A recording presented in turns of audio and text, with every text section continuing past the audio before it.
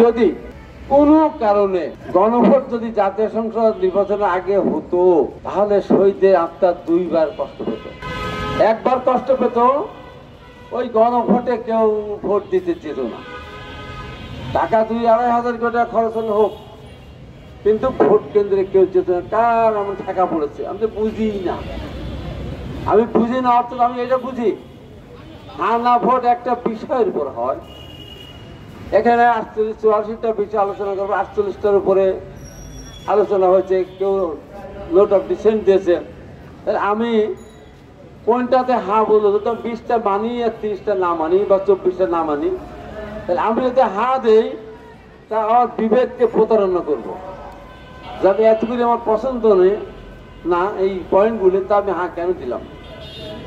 আবার যদি আমি না দেই এর ভিতরে অন্তত 10টা যদি আমার পছন্দে, না যদি দিয়ে তো আমার বিবেকের সাথে তো প্রতারণা করবো। এই বিবেকের সাথে প্রতারণা করার জন্য স্বাধীন মালিক বলেছে না ভোটের বিধানটা সাংগঠনিক সংবিধানের সাথে। তাই যতবার ভোট হয়েছে হানা ভোট, ততবার হানা ভোট কলঙ্কিত হয়েছে। কারণ এক সময় ভোট 100% উপরে গেছে, 80% ভোট দেওয়া লাগে না, ভূতে এসে সব ভোট দিয়ে যায়। আমরা 91 সালে এরশাদকে উৎখাত করার পর নির্বাচন হলো, বিএনপি রাষ্ট্রীয় ক্ষমতায় গেল, বিএনপি গঠনতন্ত্র আছে, রাষ্ট্রীয় পরিষদ সরকার। দেশের স্বার্থে বর্তমান পরিস্থিতির কারণে সেদিন আওয়ামী লীগের পক্ষ থেকে প্রস্তাব উত্থাপন করা হয়েছিল সংসদীয় গণতন্ত্র ফিরিয়ে আনার জন্য।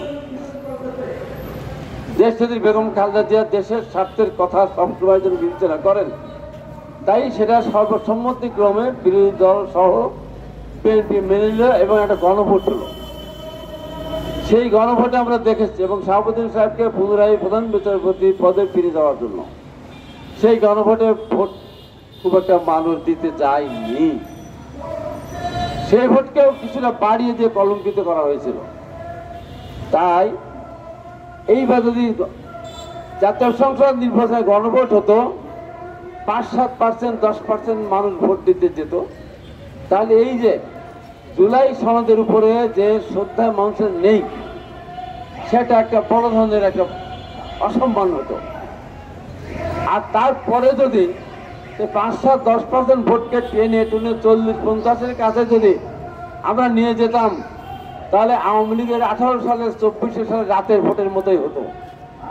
তখন আবার শহীদের আত্মা আরেকবার কষ্ট পেত যে এত কষ্টের পরে, এত জীবন দানের পরে যে নির্বাচন, সেখানেও এখানে ভোট ছিল মারা হলো। এই জন্য ডক্টর ইউনূস স্যারকে আমি ধন্যবাদ জানাচ্ছি একই দিনে ঘোষণা করার জন্য।